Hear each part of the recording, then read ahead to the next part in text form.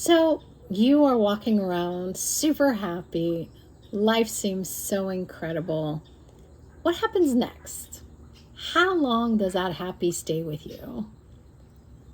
Now, tap into the moments where you got angry, you got frustrated, you were mad, sad, or anything else. Did you notice that it seemed like it came from a moment, but then it seemed like you had the world's sadness, mad, anger 5 seconds later? Well, guess what? We are energetic beings and we are aware of frequencies. And the vibration that we are functioning from is the vibration that we tap into and become aware of. And when you are happy, guess what? Your frequency is actually traveling at a higher level of that frequency. And when you're sad, you're angry, or whatever's going on, it's actually at a lower level. But when you're at the high level, you are just breezing through. Anything less than that doesn't even bother you. But the other way around, when you tap in and you are aware of other people's anger, frustration, and you absorb it, what you are going to become aware of is everything that matches that. So every person, frequency of that. But it's not just people next to you. This is the universe. We are aware of that frequency that's happening. And so what can you do? What do you do during that moment? Well, one of the first things is a tool that I learned from Access Consciousness. It was actually first or second tool I ever learned. It's called Who Does It Belong To? There's an app.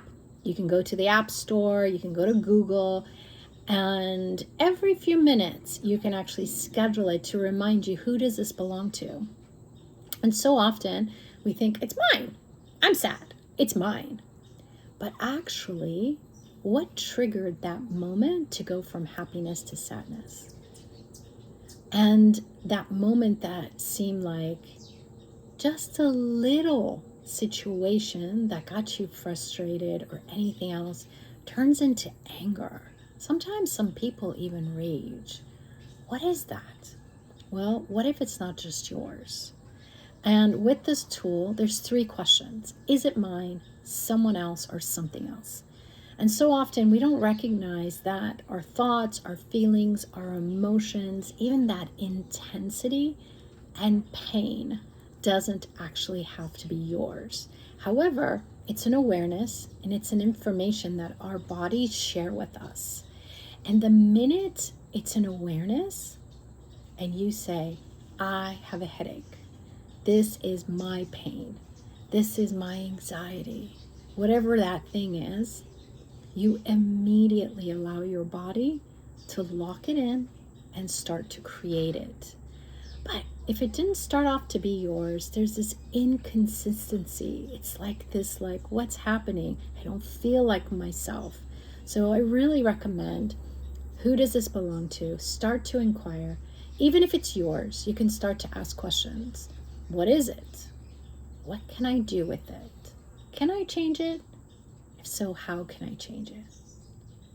And another question, who does this belong to? Again, ask it again. If it's someone else, it's just one of those ways that your body's sharing you someone with that frequency. So you just say, hey, anywhere I made this mine, I'm going to let it go and use the words destroy and uncreate it. So do you destroy and uncreate all those moments you made it yours, and you just let it go. But you also have to be willing to return it. It's not yours. Return it back to all the senders with consciousness attached. It doesn't go to a person, but it will go to that moment where that energy ended up getting locked into a memory, into a moment, into a point of view. And that consciousness reminds it, hey, what are you? And it's like, oh, I'm energy. So it unlocks whatever was locked there. Something else, most of the time it's the earth. There's a lot going on our planet. There's a lot of things that we're aware of, even if we're physically not next to the stress and things that are going on.